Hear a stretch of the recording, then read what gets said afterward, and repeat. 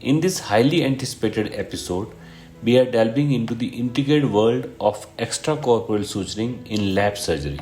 In this video, we will take your skills one level higher by exploring the art and science of suturing outside the body during lab procedures. And basically, we will demonstrate 4 extracorporeal knots, and if you master these 4 knots and basically 3 first knots, then the your armamentarium will be ready with extracorporeal knotting. So the first knot that we will discuss will be Roeder's knot. So in all the knots which I have demonstrated in this video series, first will be with the rope for easy demonstration, then with the help of color tapes so that you understand how to take the binds, how to take the loops, and then will be some sort of a real-time simulation. So stay tuned till the end of this video. So the structure which we want to tie has been looped around, and now you have to mimic and follow these steps, in lateral spread. So on my left side there is a smaller thread end, and smaller thread on my left will come above the tail end, that is the longer end on the right side, held with the help of artery forceps for the ease of demonstration. And we will take first half this reef knot, and the reef knot is held between the index and thumb finger of the non-dominating hand. So Roeder's knot is basically 1-3-1.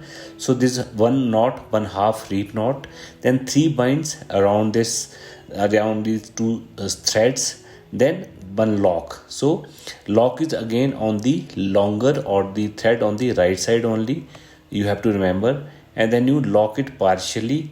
So friends, don't lock it too much, that is the common mistake. Just lock it loosely, and when it starts sliding, then you can lock it further, and then what impair its mobility, and your Roeder knot is ready. So Roeder knot is basically for delicate structure, and it was designed for catgut. So like you must have used this loop while doing the lap appendicectomy. So the another part of demonstration, for the sake of your understanding, I am using these bachelor tape. One is blue, one is red, and the longer end, the tail end of the suture, I am holding with the help of this artery forceps. And then, as I said, the short end, the thread on the left side comes over the right side, the red structure, then half reef knot, then it 3 binds. And you must notice that my index and thumb finger of the non-dominating hands are not moving, and I am basically holding the binds progressively between these two that fingers and thumb. Otherwise it won't stack properly. Stacking properly is the key. Then you apply this lock on the right side suture. So there are many techniques, friends, but you have to follow one technique, master one technique. And if you're following our channel, then this is the best way we can teach you. So again, I'll demonstrate with the help of this suture also, so that you have a real-time simulation. So I have passed the needle. This is a bicural I'm using here. So basically we go around the structure which we want to tie, and on the tail end we have applied the artery forceps for the sake of identification, and so that it won't get intermingled also. Now in a real life scenario, one of your assistant has to hold this exit point of the port with the yellow thumb. It will stop the gas from leaking, and will also keep the right and left threads separated. Here my daughter is assisting, and she is novice. So you have to use one of your assistant thumb for this, and you cut the needle end, and then again the same step. Left is shorter end, needle end, it comes over the longer end on the right side, and keep these knots and stacks, binds firmly in place. So you must notice how I am using my index and thumb finger of the non-dominating hand, and I'll take these binds.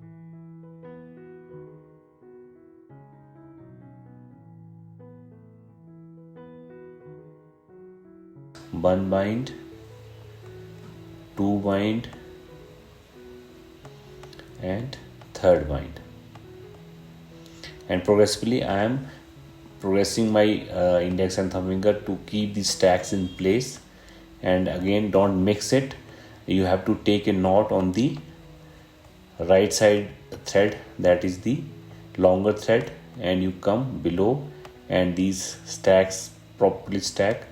And common mistake will be that you will tighten this lock too much, so just close it enough to keep it, and you don't have to basically release these stacks, otherwise the whole knot will get intermingled.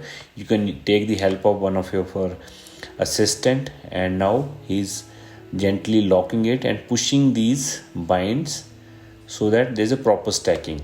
And then once you start sliding, then you can lock it further to make it more basically more secure.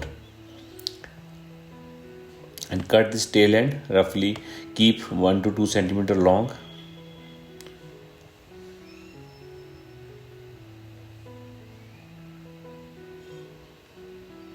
And once it starts sliding, as I said, you can lock it further to make it more secure, and you can start sliding. And then with the help of knot pusher or with the help of open jaws of this Maryland forceps partially open jaw, you can easily slide and it will tighten beautifully. So like while doing appendicectomy, or you're ligating some structure, you try an artery, then this will be a helpful maneuver. So friends, that brings us to the end of this extracorporeal knotting, and I hope we were able to add some new insight to your knowledge. And every stitch you make brings you one step closer to the mastery. Embrace the challenge, embrace the journey, and become the skilled surgeon you aspire to be. Do download our app and embark on a journey of mastery and precision. And if you're watching this video on our YouTube channel, then do like the video and subscribe to our channel and hit that bell icon so that you don't miss any future update. Till next time, happy suturing and stay tuned. The best is yet to be. Thank you very much.